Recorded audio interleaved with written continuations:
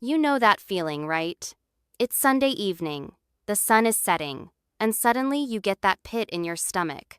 The Sunday scaries. But have you ever stopped to ask yourself why? Is it the work itself? Is it the spreadsheets? Or is it something else? It's almost never the spreadsheets. Spreadsheets don't yell at you. Spreadsheets don't make you feel small. It's the atmosphere. It's the air you breathe the moment you walk through those office doors or log into Slack. Exactly, it's the culture. But here is the million-dollar question we're tackling today. Where does that culture actually come from? Is it organic? Does it just grow out of the carpet? Or is it engineered? It's definitely not the carpet. It's the shadow. There's a saying I love: an organization is the lengthened shadow of one man, or woman, obviously. Today, we're dissecting that shadow. We're talking about leadership styles, not just the buzzwords in an MBA textbook, but the raw psychological mechanics of how a leader's personality rewrites the DNA of an entire company. And how that eventually hits the bottom line. Because I think people forget that link. They think culture is just beanbag chairs and free kombucha. But we're arguing that leadership style is actually a performance metric, right? 100%. It is the performance metric.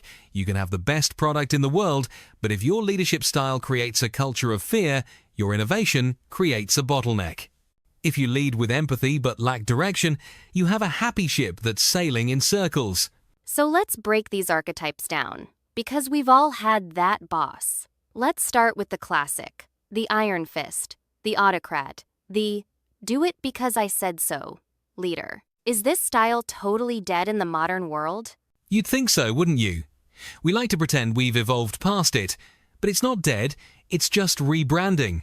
The autocratic style, where decision-making is centralized and input is minimal, actually has a very specific use case.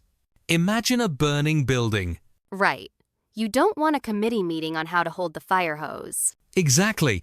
In a crisis, autocratic leadership is actually high performance. It cuts through noise. It delivers speed. If a company is bleeding cash and has 3 weeks to survive, you want a general, not a therapist. But, and here is the massive but, what happens when the fire is out? You're still living in a bunker. Precisely. If you keep that style during peacetime, the culture rots.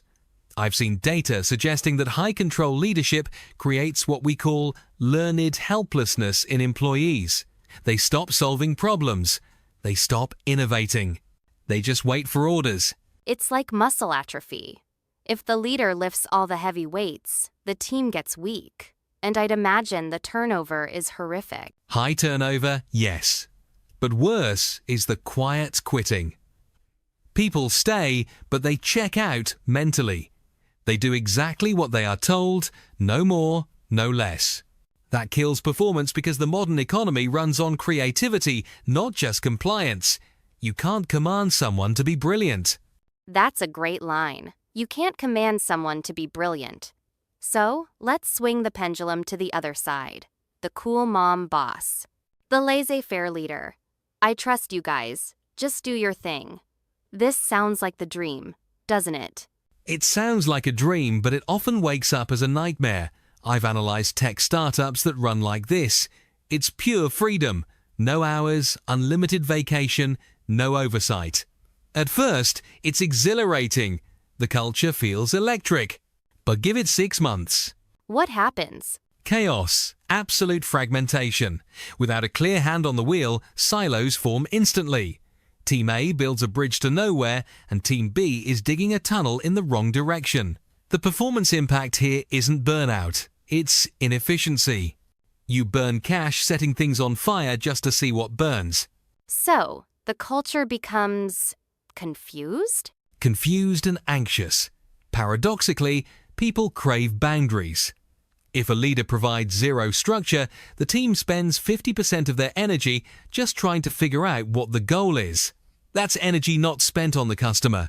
It creates a culture of insecurity because nobody knows what success looks like. It's interesting how both extremes, total control and total freedom, lead to anxiety. Just different flavors of it.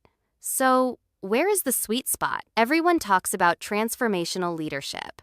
Is that just a fancy term for being a decent human being? It's a bit more technical than that, but yes, decency is the foundation. Transformational leadership is about connecting the employee's sense of identity to the project. It's the leader saying, "We aren't just making widgets, we are changing how people live." The Steve Jobs reality distortion field? In a way, but with more empathy, hopefully. The metaphor I like here is the gardener. The autocrat is a carpenter, they chop and hammer the wood into shape. The transformational leader is a gardener. You can't make a plant grow by pulling on it.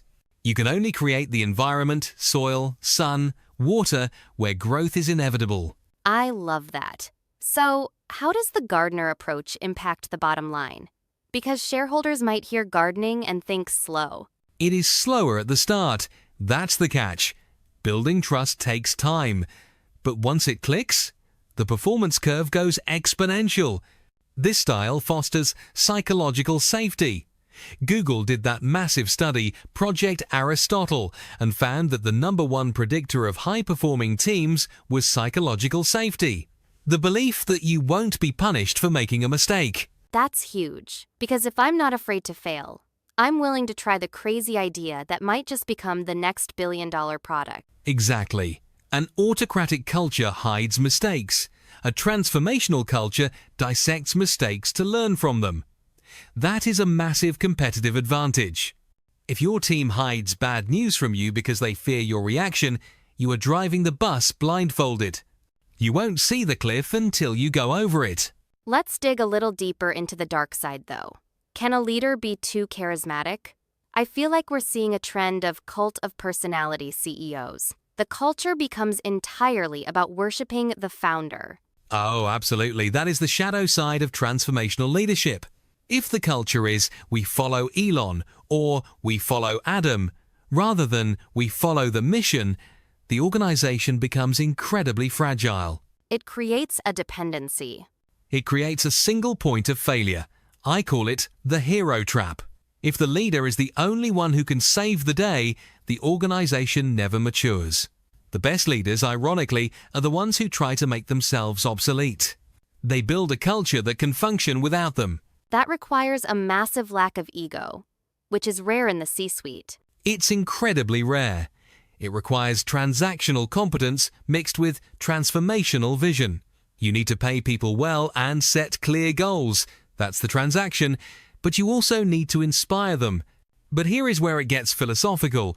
We often think the leader shapes the culture, but doesn't the culture also select the leader? Wait, explain that. You mean a toxic culture will spit out a good leader? Think about it. If you drop a soft-spoken, empathetic gardener into a cutthroat, Wall Street wolf pit, what happens? They get eaten alive. Or they get fired for not being tough enough. Exactly. So, existing organizational culture acts like an immune system. It attacks leadership styles that don't match the host body. This is why changing the culture is so violently difficult. You can't just hire a nice CEO and expect the company to suddenly become nice. The system fights back. So, if you're listening to this and you're a mid-level manager or even a CEO and you realize, wow, my workplace is toxic, or my team is stagnant, what do you actually do? You can't just wake up and be a different person. You have to start with self-awareness. You have to look in the mirror and ask, what behaviors am I rewarding? Not, what are you saying, what are you rewarding? Do you say you want innovation, but you promote the guy who never takes risks? Do you say you want work-life balance, but you send emails at 11 p.m.? That's the key, right there. The 11 p.m. email. That signals to everyone else. This is what is expected. And that signal travels faster than any memo. To change performance, you have to change the signals. If you want a culture of ownership, you have to stop rescuing people when they struggle. You have to let them sweat a little. If you want a culture of truth, you have to publicly reward the person who disagrees with you. That's painful, though. Our egos hate that. Leadership is painful. That's the price of admission. If you want the performance, the high retention, the innovation, the resilience, you have to pay the emotional cost of suppressing your own ego and anxiety. It seems like we are moving toward a future where soft skills are becoming the hard skills. As AI takes over the technical management, the scheduling, the data analysis, the human element of leadership becomes the only thing left. I'd argue it's the only thing that ever really mattered. We just got distracted by the mechanics of management for a century. We treated people like cogs. Now we realize they are the engine. And the engine needs to be oiled with trust, not just fueled with money. Well put. The future of organizational performance isn't in better software, it's in better emotional intelligence. It's in leaders who understand that they aren't driving a machine, they are tending an ecosystem. So, as we wrap this up, I want to leave our listeners with a thought. We've talked about the autocrat, the ghost, and the gardener. If your team was a mirror, what reflection would you see right now? That's the scary question. Are they mimicking your stress, or are they mimicking your curiosity? Because ultimately, your organization is just a magnification of your own psychology. If you don't like the culture, look at the leader. And if you are the leader, well, the work starts with you. It always does. Thanks for diving deep with us today. It's been a fascinating look under the hood of corporate psychology. Always a pleasure. Let's go tend the garden.